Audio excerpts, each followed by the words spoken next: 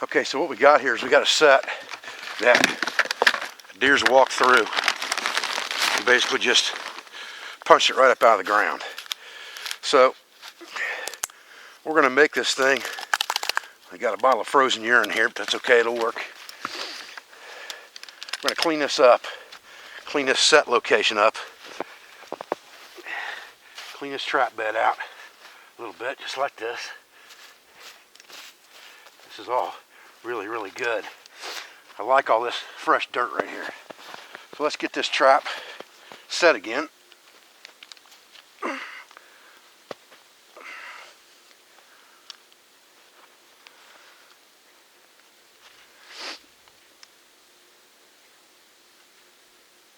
Popped right on the night latch there. We're gonna bed this trap back just a little ways here, right in here, in this area. And then we're going to put our bait that's fresh right in here. In the state of Ohio, you can't, if you're gonna use fresh meat baits, they have to be buried. So we're gonna have to bury this a little bit. But what we're gonna bury it with is our peat moss, so that, number one, it should keep it from freezing up near as bad. And number two, it will help let the odor dissipate a little bit more. We don't have to have it buried real deep. We just got to have it buried. I want it to look like an animal's been in here and he's been digging around. I'm not going to bury this trap real hard either.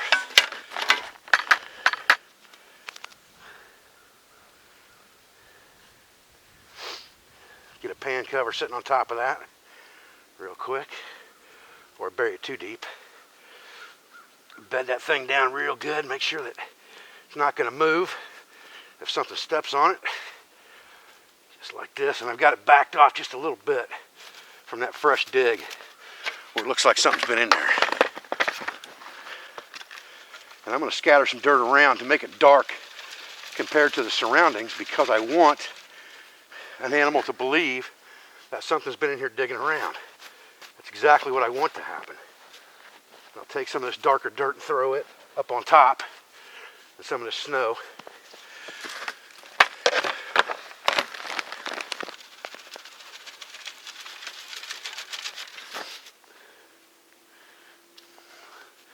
I'm going to give this animal a pretty wide berth here to sniff around and dig, but I don't want to give them too big a berth either. Coyotes are kind of wary when it comes to your sets. So you really kind of, the biggest mistake I see with a lot of people that are making coyote sets, things like that, is they don't give them a big enough area to work the set. You really need to give them a pretty good size area to work this set.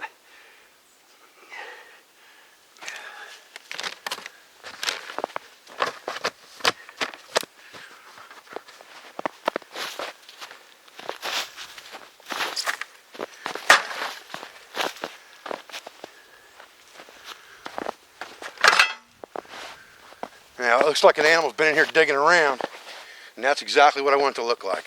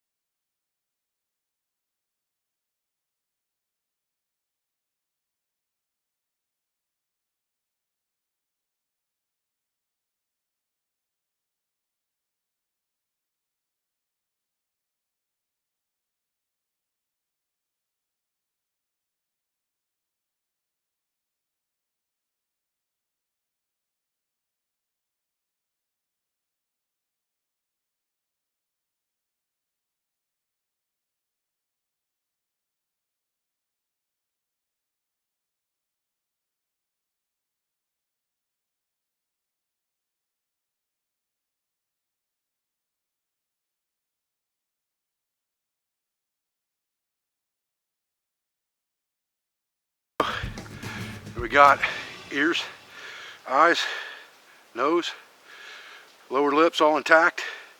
So we're in good shape there.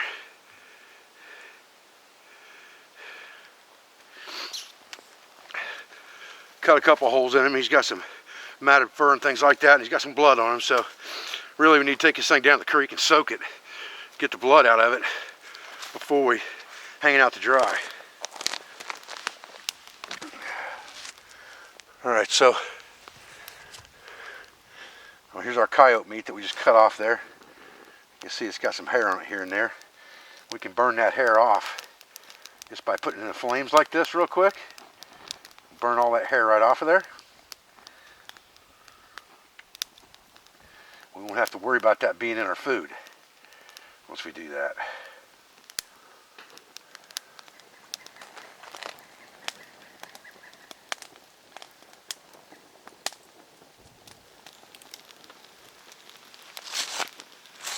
You know, when I'm cooking like this, I use Old Bay seasoning quite a bit. I carry a big tin of it in my kit. And the reason I do that is because I haven't found anything it doesn't taste good on, and it's got salt and pepper in it at the same time. So it's good for smoking meat or curing meat, and it's also good in stews like this to flavor your meat. You can see, get a piece of this coyote out of here, see what that's looking like.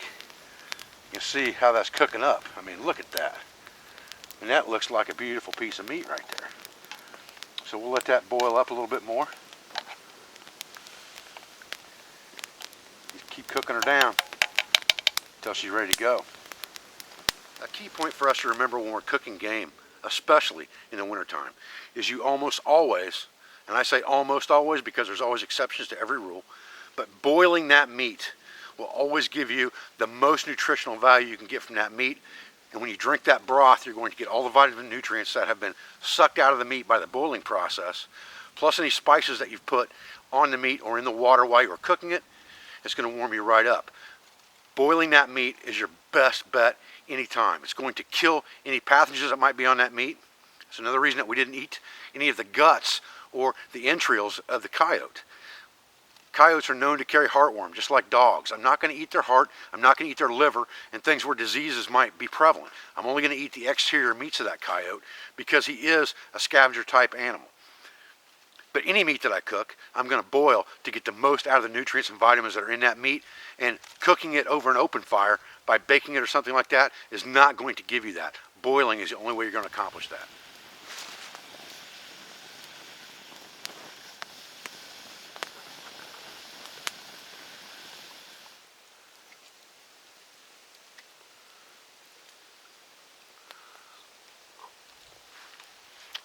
Oh man, nothing wrong with that meat. Tell you what, you just don't know how good this coyote meat is until you've tasted it. But I can tell you now,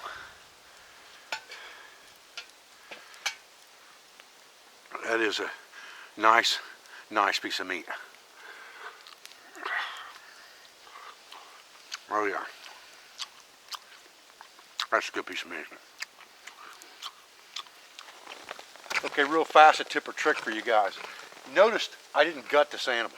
And the reason I didn't gut this animal was, number one, because it's going to freeze solid very quickly.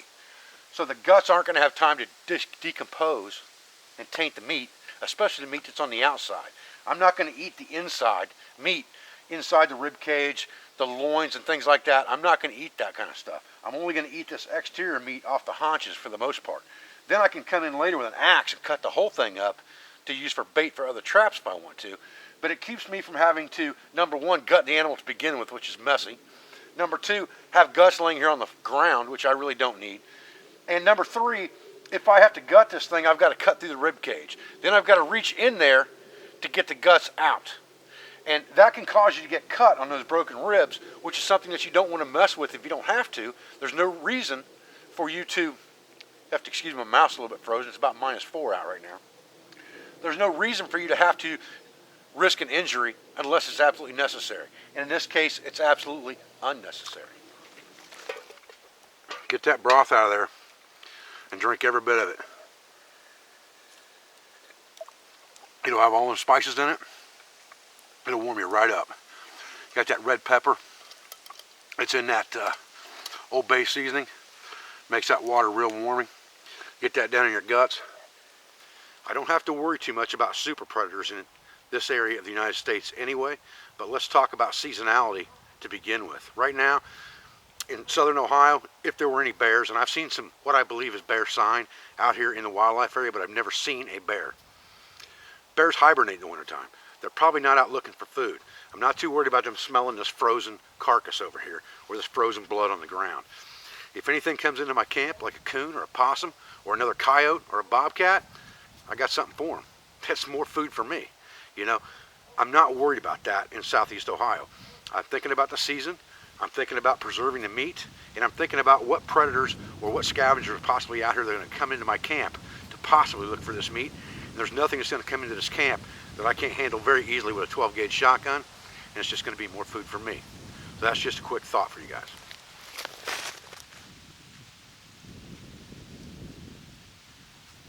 This morning we're out setting a few snares, and you can see there's a super highway trail coming through here that comes over the top of this bank. It also comes down through here. There's some rabbit scat there, and there is deer tracks in here, and there are dog tracks in here, and they go straight across right here. You see where I stepped right there to another super highway going right under a fence line right here.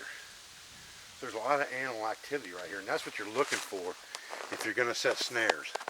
Any trap that you're going to set, you got to set sign. But snares are only going to be effective the one time you catch an animal.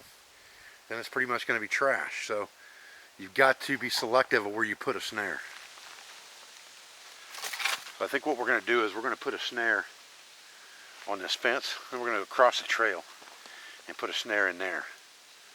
That'll take up 2 snares. I've only got a dozen with. So I'll take 2 of them, but I'm pretty confident in both of those areas. And I'd rather set up 2 snares, one on opposite sides of this main logging trail that comes through here, this old township road that's no longer used, and take a chance on catching something coming or going, than just set one up on the fence, because it's a pretty wide opening on the fence. Deer can get underneath that very, very easily. So snaring the fence may not be the best plan. But setting up back here in the woods on a pinch point, where I know I'm going to catch something, and if a deer gets in it, he's just going to get his foot in it, rip right out of it. But a coyote or something like that, or a coon, would have to duck his head to get through it, and that's when he's going to put his head right in that snare. So that's what I'm going to do right now. Hold on, guys, I'll show you how to set that up. I've picked out a spot in the trail here where there's a tree here and a tree here. So there's kind of a forced area right here in between things. And this is where I'm going to put my snare. And I'm going to use a snare stand here for this, because I want to get this thing exactly where I want it to be. Because I want to put it kind of right in between the 2 trees.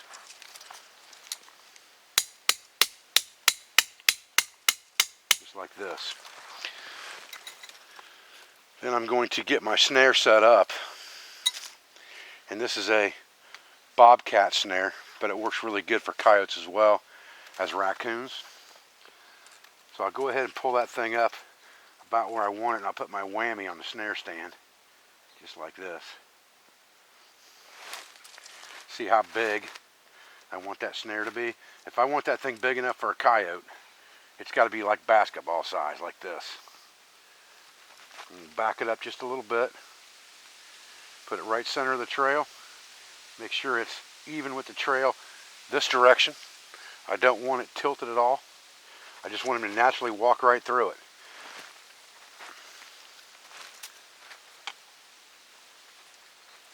I'm going to go ahead and wire it to a tree here real quick with a pair of side cuts.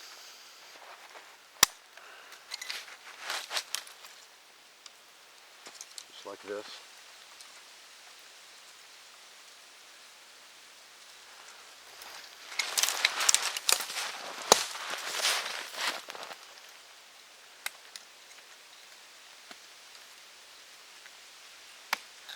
Like that. Bend these down out of the way. It's important to get any sharp wires and things out of your way, because if the animal's in an area where he's going to get entangled when he walks through this stuff, you do not want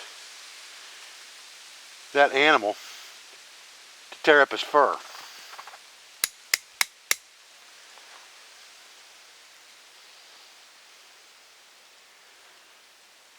Make any final adjustments, and then I'm going to put up just a little bit of fencing.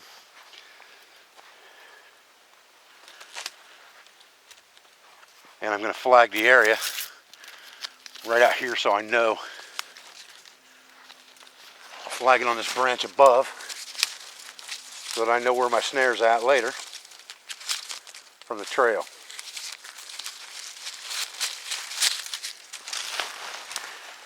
And now I'll just grab a couple pieces of sticks and things like that that's laying out here loose, and I'll just kind of put one here leaned against this tree in this fork. I'll take another one that I can find dead out here, like this one, and just kind of lay it right here. Real simple, just like this. He's going to avoid this like the plague, so I don't have to worry about it once I get that in there. Now hopefully a deer is going to step over this, but we can put a trip stick in here above this to make sure if a deer does come down this trail, he steps over it. And that's the best thing for us to do. So if I can find something big enough to wedge over top of this, I'm going to put a trip stick in here as well.